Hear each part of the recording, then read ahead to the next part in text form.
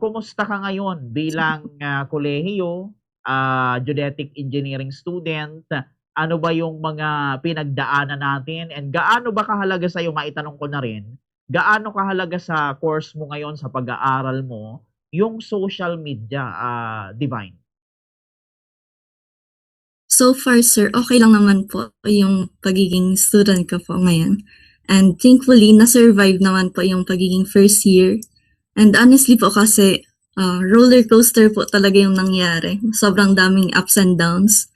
Tapos, dahil nga po nagbo-boarding house na po ako ngayon, malayo na po sa family. Kaya, syempre po, nahihirapan po na walang support system, ganyan. And yung social media na lang po talaga yung parang naging source of entertainment ko po. Parang yun na din po yung naging emotional support ko po ngayon. Yun Okay, po. yun. Pero ito na, dumating ba sa point na nag-doubt ka sa sarili mo na, "Uy, kayanin ko kaya ito? Kaya ko ba 'to?" Dumating ba sa point na inisip natin yung mga gano'n na Actually, sir, sa course ko po kasi ngayon, madami pong nangyari like tipong stress po, okay na, gano'n. Parang madaming pong nababagsak sa engineering po talaga. And one time nga po, sa subject ko po ngayon na basic engineering mathematics, mga 6 lang po ata yung nakapasa out of 90 students. Tapos, nung una po, hindi po ako actually nakapasa that time. Tapos, pinag-pray ko na lang po and tig-wish ko na sana hindi ito totoo, na sana makapasa, ganun. Tapos, nung vacation po, unti-unti ko po siyang natatanggap na parang hindi naman na po talaga ako makakapasa. But then, bigla pong may himalang nangyari and thankfully, sinagot ni Lord yung prayers ko po na biglang nakapasa, ganun. Yun po. Tapos, ang naano ko po is maging faithful lang po talaga sa Kanya. So, dito makumusta ko lang din, kumusta ba ang ano ba yung, environment niyo sa bahay? Kumusta ang support system ng ating, parent sa ating pag-aaral? Hindi naman ba tayo Divine sa struggle sa ibang mga bagay like sa finances, sa mga support nila morally, Divine? Sa pag-ano ko po kasi, experience na po ako nag-aaral tapos ngayon po nakatira po ako ngayon sa Pili. So nagbo-boarding house po ako sa Legazpi kapag andun po ako sa school. Kaya po malayo po talaga ako sa kimama, sa family ko po. Kaya walang support system po kapag nag-aaral. And yun nga po, kapag nabagsak po kasi kailangan ng magbayad, kailangan po bayaran yung monthly sahod ng mga prof. Kaya po, kaya dagdag po yun sa bayarin if ever nabagsak po. Yun po, sir. Okay. Paano mo hina-handle Divine yung ganitong, setup mo, sa pag-aaral na yun nga malayo sa bahay mo nagbo-boarding ka, tapos excruciating pa ng ating course, mahirap, tapos ganito pa yung ating situation. Paano mo ito hina-handle, Divine? Mostly po, ina-enjoy ko na lang po yung sarili ko, nililibang ko na lang po yung sarili ko kapag, halimbawa, gagamit po ako ng phone para manood ng mga videos, para lang po ma-uplift yung mood. Tapos, yun po. Okay. Eto, Nak, Divine, konting katanungan ko na lang bago ko naman ipasa sa aking partner yung opportunity para magtanong din sa iyo. Puntahan natin yung usapan dito at Divine sa social media. Ikaw bilang geodetic engineering student, nagpo-post ka ba sa iyong account sa Facebook ng mga fieldwork photos, site location, mga ganon? Or hindi kasi bawal sa atin? Actually po, sir, hindi pa naman po kasi kami nag-field work outside ng school. So, sa inside the school lang po kami nag-field work. And sabi po sa amin, pwede naman po mag-post basta kami lang po yung nakikita. yung data po, bawal po siya i-post. So, sinusunod naman po namin yan. Kasi syempre po, confidentiality na din po yun. Okay. Dito sa atin, ito last ko na lang na tanong sa'yo, bago ko ilipat naman kay Bombo Kim. Gaano ba kahalaga sa atin, Divine, yung yung social media ngayon? Especially sa mga account natin. And gaano ba siya nakakatulong sa ating pag-aaral? Yung tipong kung wala ito, malaki ang epekto sa ating pag-aaral. Paano yun? Gaano ito kahalaga sa atin, Divine? Para po sa akin, sir, super kailangan po talaga para sa akin nung social media. Kasi po, una po, yun nga po, malayo po ako sa pamilya ko. Kaya, chinachat ko na lang po sila para mas ma-feel ko po yung presence nila. Nagbi-video call po kami para maging masaya din po ako kapag nakikita ko po sila. Mga ganun po. And minsan po, dun po ako nagkukuha ng motivation po kapag nadadown po ako, kapag bagsak, ganun. Kasi masabi na okay lang naman po iyon. Parang ganun po, sir. Parang may mga motivational quotes, mga ganyan po. Yan po, sir. Okay, yun. O ito, Nak, ipasa ko naman kay Bombo Kim ang opportunity para magtanong sa iyo. Bombo Kim? Ayun, good morning, good noon pala and happy lunch na rin, Divine. This is Bombo Kim Ramos, ano. So siguro matanong ko na lang, no, as part siguro ng kumbaga buhay estudyante, kamusta ang pagbo-board natin? Paano natin nasu-survive yung studies while surviving yung yung tawag dito, malayo sa pamilya, tapos kumbaga mag-isa na lang tayo, kumbaga sabihin man natin na may ka-roommate tayo o wala, kumbaga we are living on our own na wala yung kapamilya to guide us. So, kapag ganun po, sir, ang ginagawa ko na lang po is,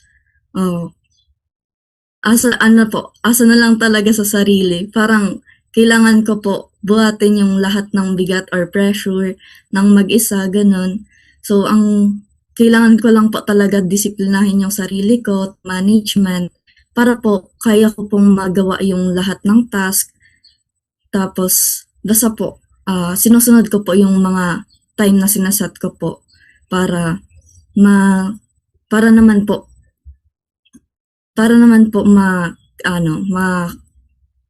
time management ko po, ma-time manage ko po yung lahat ng task ko po na kailangan gawin. Yan po. So ayun, Miss Divine, nalaman ko ikaw pala fellow BUNyo din pala, no. You are studying since geodetic yan nasa BU East campus. So siguro matanong ko na lang, syempre part na ng pag-aaral natin social media.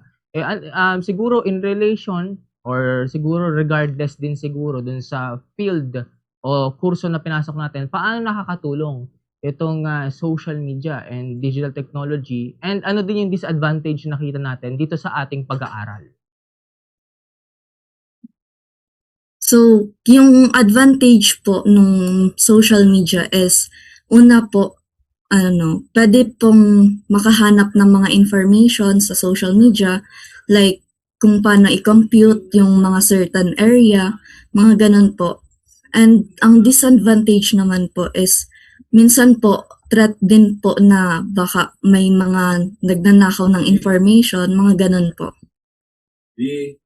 Siguro with that, Miss Divine, ipasa ko na dito kay Bombo Kim itong mga pagtatanong ulit. Okay, yun. Ito balik sa akin, Divine, ito konting tanong na lang, Divine, para nang sa gayon, lalo pang ma-inspired itong ating listeners and viewers. Ito, Divine, maitanong ko, na-experience mo ba yung iba't ibang uri ng pang-body shame, yung body shaming? Yung, halimbawa, engineering ka pero bobo ka sa math, may mga ganun na-experience mo ba yung ganun, Divine? And paano mo hinarap yun? Paano mo dinil yun, Divine? Actually po, sir, wala pa naman pong ganong mga experience na na-encounter so far. Pero po, masasabi ko lang po na, kapag engineering po talaga, parang ina-expect po nila na dapat ganito po kagaling sa math, ganon. Tapos kapag may na-failed ka pong subject, mapapasabi po sila na, bakit failed to? Dapat forte mo yan kasi math yan . So, ang mindset na lang po talaga na kailangan gawin is, basta alam mo po sa sarili mo na nagta-try hard ka, na ginagawa mo po ang best mo, na wala kang sinisiraang tao, wala kang inaapakan. Patuloy lang po talaga. Yun, okay. Yung course mo nak ay geodetic engineering. Ito para magkaroon ng idea yung listeners natin. Anong klaseng engineer ba to? Saang industry ito pwedeng pumasok? Ano yung job description ito, Divine? Bale po sir, yung geodetic engineering po, sila po yung mga nagsasurvey ng lupa. Halimbawa po, kailangang alamin kung ilang hectares or ilang square meters yung lote niya po sir. Geodetic engineering po ang gagawa ng trabahong yan. Okay, yun. Well, ako personally, Divine, ngayon ko lang nalaman geodetic engineering, ano kaya ito? Ayan. Yun, sa parang surveyor pala ng lupa. Pero ito, Divine, mga second to the last question na lang. Ano ang masasabi mo, Divine? Kasi may plano yata ang gobyerno ngayon na parang limitahan or iban yung paggamit ng social media sa mga kabataan. Kung hindi ako nagkakamali, mga minor yata, mga nasa age 14 pababa, mga ganon. Kung ikaw tatanungin, sang-ayon ka ba dito, Divine? Actually po sir, hindi po sir, kasi meron pong benefits din po talaga ang social media, lalo na po sa mga bata ngayon kasi katulad ko po, ginagamit ko po yung social media kapag kailangan ko pong mag-aral ng mga hindi ko po alam. Halimbawa po, sa survey, sa mga computations, ginagamit ko po siya para mas malaman po kung paano po ba talaga gawin. Lalo na po sir, kapag hindi pa po natuturo ng prof, kailangan ko mag self-study or advanced study, mga ganun po.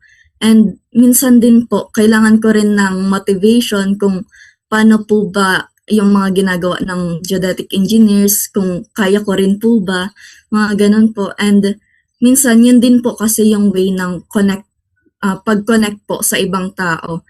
Like, halimbawa po, kung ako nga po, malayo ako sa family ko, kailangan ko pong makita po sila through social media, through video calls, through chats, para lang po na ma-feel ko po sila yung warm and comfort po galing sa kanila.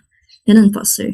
Okay, yun. Very well said. So ito, bago tayo magtapos, Divine, sige, ibigay ko sa iyo ang linya. Ano ang maipapayo mo sa mga bata, sa mga estudyante rin, sa mga senior high school, magka-college na, gusto ring maging geodetic engineer, gusto ring tahakin itong engineering course like sa'yo, yung geodetic engineering.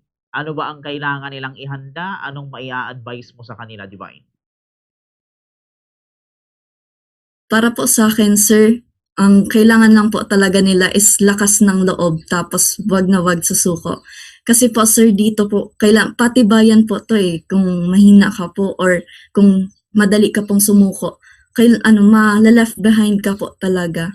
Tapos, wag din po mamaliitin yung basic engineering mathematics kasi hindi po porket basic yung nakalagay, is basic po talaga. Ang totoo po is sobrang hirap po ng mga mathematics subjects po dito. Pero kakayanin kasi nga po, kung hindi ka madaling sumuko, malalagpasan mo rin po yun.